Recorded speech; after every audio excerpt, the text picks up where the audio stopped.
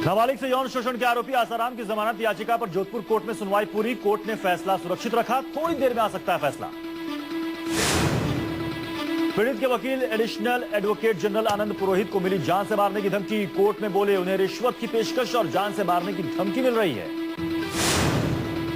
Asaram case में जांच अधिकारी जोधपुर की एसीपी चंचल मिश्रा का आरोप, इंदौर आश्रम में आसाराम की गिरफ्तारी से पहले उन्हें रिश्वत की पेशकश की गई थी। इनकार पर जान लेने की धमकी दी गई थी। आसाराम के सेवादार शिवा ने उनकी मुश्किलें बढ़ा दी हैं। सेवादार ने पुलिस को बताया है कि आसाराम आश्रम की लड़कियों से अकेले में मिला करते थे। आसाराम का एक और सच सामने आया। 31 अगस्त को प्रवचन का एक ऑडियो सामने आया है जिसमें वो राजस्थान सरकार को धमका रहे हैं। 31 अगस्त को ही आसाराम को गिरफ्तार करने जोधपुर पुलिस इंदौर पहुंची थी। आसाराम के समर्थकों ने पीड़ित परिवार के रिश्तेदारों पर दबाव बनाना शुरू कर दिया है। लड़की के पिता के मुताबिक दिल्ली में उनके रिश्तेदारों को धमकी दी गई है।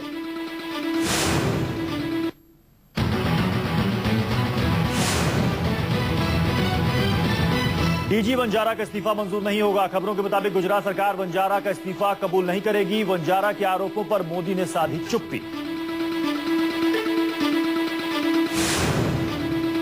मोदी पर वंजारा के लेटर बम के बाद सियासी पारा चढ़ा। मोदी पर सीधा हमला बोलते हुए केसी त्यागी ने कहा कि ये लोग बेशर्म हैं, इस्तीफा नहीं देंगे बल्कि पीएम बनने का सपना देख रहे हैं।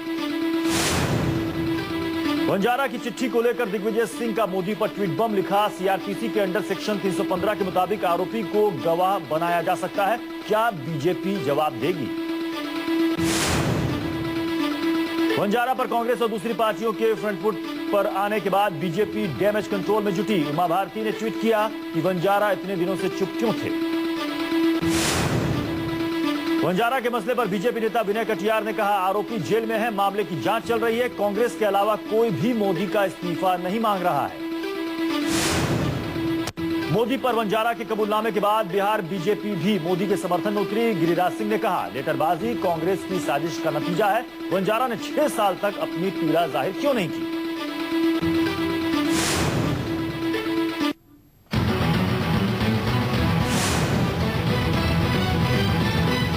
कोयला घोटाले में गायब फाइलों को लेकर बीजेपी ने प्रधानमंत्री मनमोहन सिंह से पूछताछ की वकालत की है। बीजेपी सांसद यशवंत सिन्हा ने कहा पीएम से पूछताछ होनी ही चाहिए।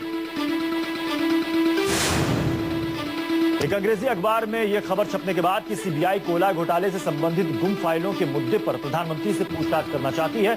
बीजेपी ने पीएम पर निशाना साधा है।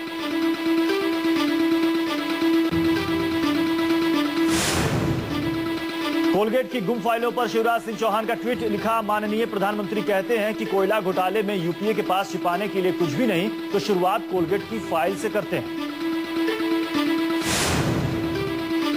विपक्ष के भारी शोर शराबे के बीच लोकसभा में पेंशन बिल पेश। वित्त मंत्री पी चिदम्बरम ने pension fund regulatory and development authority bill सदन के पटल पर रखा।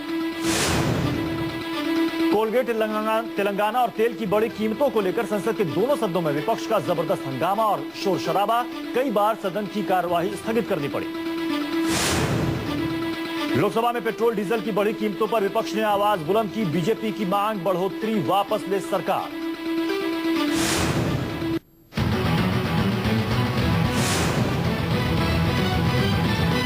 इंडियन मुजाहिदीन के आतंकी यासीन भटकल का खुलासा। आईएम के 30 आतंकी देश के अलग अलग शहरों में छिपे हैं। 100 जगहों पर धमाका करने का बारूद आतंकियों के पास मौजूद है।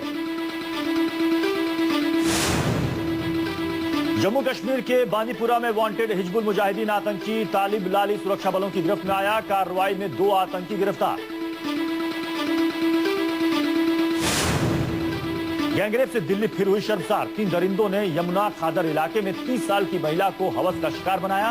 प्रॉपर्टी डीलर ने अपने 2 दोस्तों के साथ गैंगरेप को अंजाम दिया। दिल्ली के न्यू अशोकनगर इलाके में 11 साल की बच्ची को नशीली दवा खिलाकर रेप की कोशिश। अज्ञात लोगों के खिलाफ पॉक्सो एक्ट के तहत मामला दर्ज। नासिक में एक जानी मानी कंपनी में वोकेशनल कोर्स कर रही एक लड़की ने रैगिंग से तंग आकर खुदकुशी कर ली है। इस मामले में पुलिस ने 10 लड़के लड़कियों को भी गिरफ्तार किया है।